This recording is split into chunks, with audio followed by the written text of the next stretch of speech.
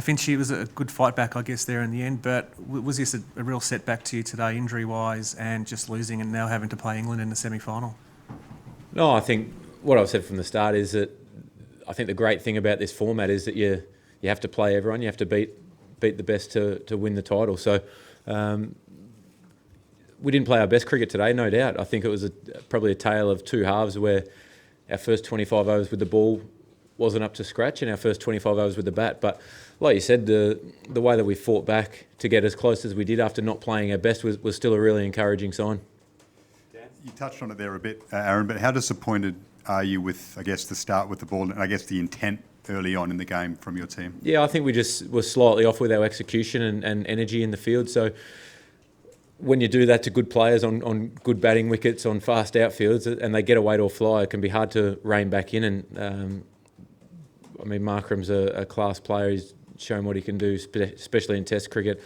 De Kock, he's as damaged as anyone when he gets going. So just a bit of execution slightly off there, and a bit with the bat as well. A couple of lazy dismissals, myself, Steve, Marcus, and unfortunate for Uzi to twinge his hammy.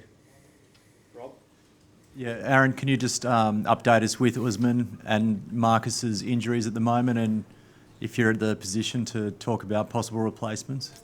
Usman's not looking great, in all honesty.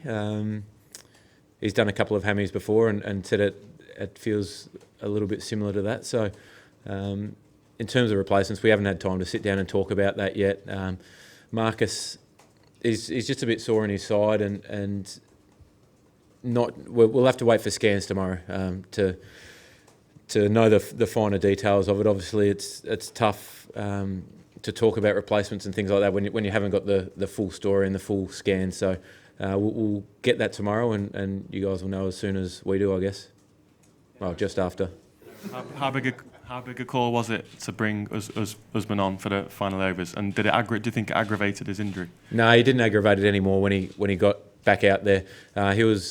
He wanted to go out and especially I think once we got as close as what we did, it was, I think when you got guys like Rabada, Morris, still to finish off, having a batter in was going to be crucial. So that didn't work out the way that we planned. Obviously, it would have been nice to hit some big balls there, but it happens. He's well and truly put the team first there, which is a great quality to have and something that we pride ourselves on, that each and every player will always put the team first, and to get in a position to win it, he was more than happy to go out. Would you have preferred to have faced New Zealand or England, and does beating England give you earlier in the time give you a bit of a boost? Oh, like I said, you have to beat everyone, regardless of who it is or where it is. I think playing well against England at Lords a couple of weeks ago obviously will give us some good confidence going into that game. There's been a lot of build-up to the World Cup, and especially getting towards the pointy end. England have been in really good form recently, so again we're going to have to be at our absolute best to win that. But it's just going to be exciting. Any time Australia plays England, it's exciting. But even at any time you're at Birmingham as well, it's a fun crowd to play in front of. They're always plenty of support there for both sides, and it's going to be a great atmosphere. It will be a great spectacle, no doubt.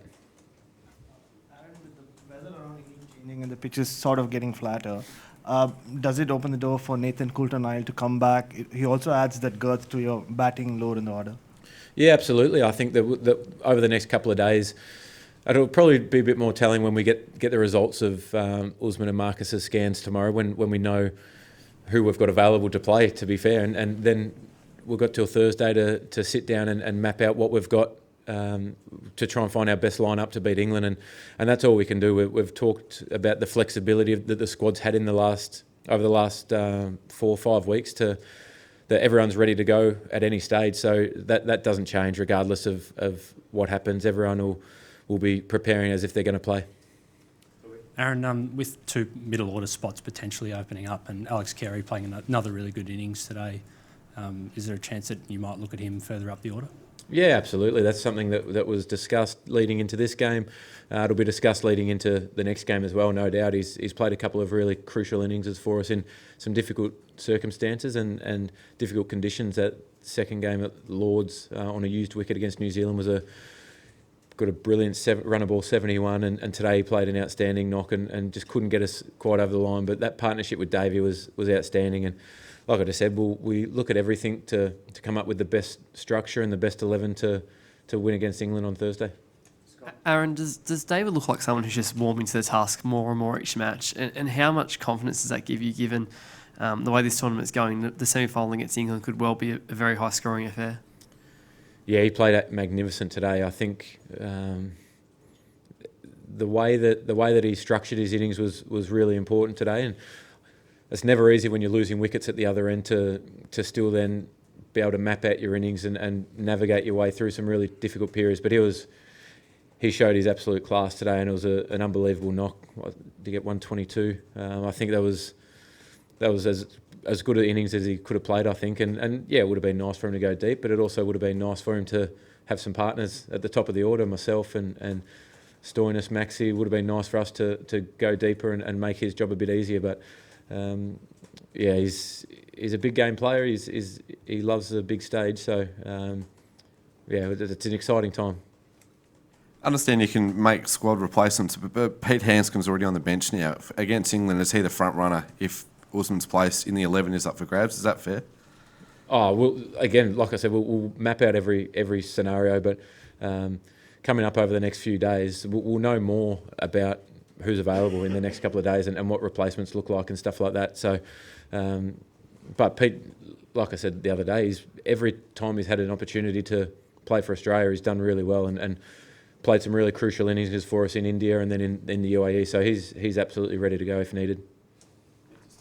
Aaron, the threat that Faf du Plessis poses, you guys are obviously well aware of, but a guy like Rassie van der Dussen, you guys haven't seen before. What did you think of him today? Yeah, he played a really, really good innings, and I think the way that he caught up, we managed to bowl really well at him early and squeeze him in his first 20 or so balls, and yeah, the way that he caught up, he's obviously a leg side dominant player and played some really nice shots and showed a lot of class and a guy who looks like he's played a lot of cricket to be able to sort of get through that period and then explode at the end, got them to that 325, which ultimately was too much.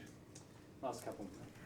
Aaron, was there any issue at all with Mitch Stark? It seemed like he might have had an issue with his knee or something. No, like he just landed funny, that ball, and his ankles are a bit when you get some footholes and some edges on footholes, if he changes his position on the crease at times, he just lands in it and it just jars it. No issue there. Cheers, guys.